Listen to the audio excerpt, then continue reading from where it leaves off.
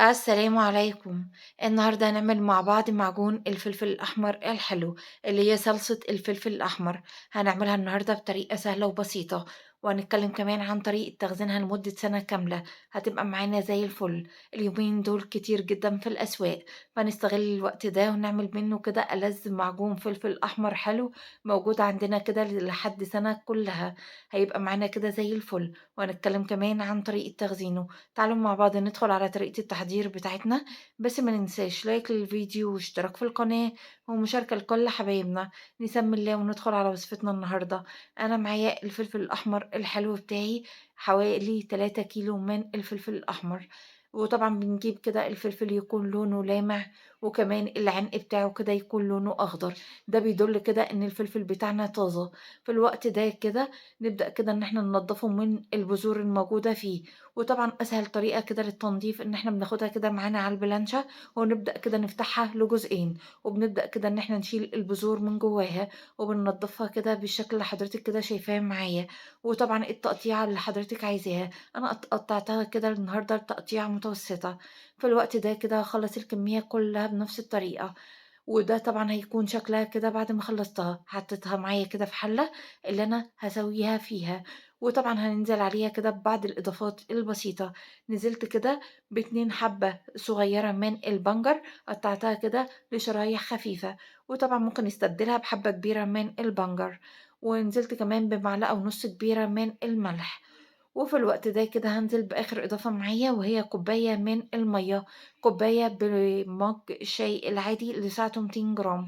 وطبعًا دي هتكون كفاية جدًا إن الفلفل كده يستوي فيها، لإن طبعًا الفلفل بتاعنا كده إحنا ضفنا له ملح، فيبدأ كده مع الحرارة يجيب المَيّة الموجودة فيه. رفعتها كده معايا على النار، وده شكلها كده أول ما بتغلي. أول ما بتغلي كده بيبدأ كده إن الفلفل يجيب المَيّة الموجودة فيه، وده بيكون كده شكل السوايل اللي بيجيبها كده الفلفل.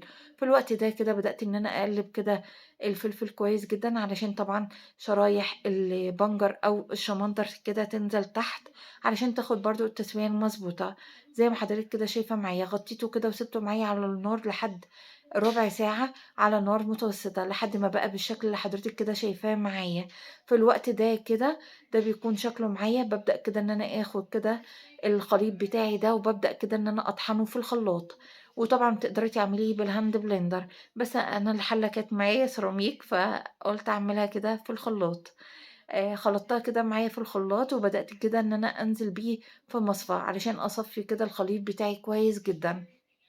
وطبعًا مش بيطلع منها كده فضلات كتير، بيطلع منها فضلات قليلة جدًا.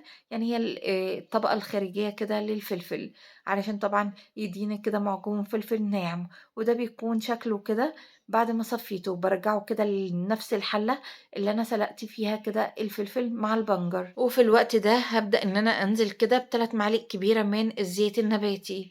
وطبعًا الزيت هنا بيعمل كمادة حفظ، بيدّيها لمعة حلوة. وكمان أثناء تخزينها كده في الفريزر، لمّا بنيجي ناخد منها بتكون كده ليّنة معانا وإحنا بناخد بالمعلقة. في الوقت ده كده قلّبتها كويس جدًا، رفعتها معايا على النار لحد كده الغليان. باهدّي النار عليها جدًا، وباسيبها كده معايا حوالي تِلت ساعة، لحد كده ما بتبقى معايا بالقوام ده. بابدأ كده كل دقيقتين كده بابدأ إن أنا أكشفها وأدّيها تقليبة كده معايا، وده بيكون شكلها معايا. في الوقت ده كده هابدأ إن أنا أطفي عنها، وده هيكون شكلها كده في النهاية. وده هيكون شكلها كده بعد ما بردت شوية. كل ما بتبرد أكتر كل ما بتتقل معايا. في الوقت ده تقدري إن أنتِ تحفظيها كده في علب زي ما أنا عملت النهارده، أو حتى في أكياس، أو حتى كده ببرطمانات.